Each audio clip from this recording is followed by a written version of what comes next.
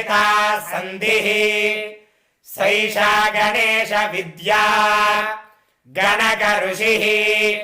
निषृद्गायत्री छन्दः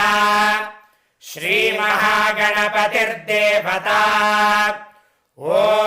गं गणपतये नमः एकदन्ताय विद्महे वक्रतुण्डाय धीमहि तन्नो दन्तिः प्रचोदयात् नमो व्रातपतये नमो गणपतये नमः प्रमथपतये नमस्ते अस्तु लम्बोदराय एकदन्ताय विघ्नविनाशिने शिवसुताय श्रीवरदमूर्तये नमो नमः वक्रतुण्ड महाकाय कोटिसूर्यसमप्रभा निर्विघ्नं कुरु मे देव सर्वकार्येषु सर्वदा।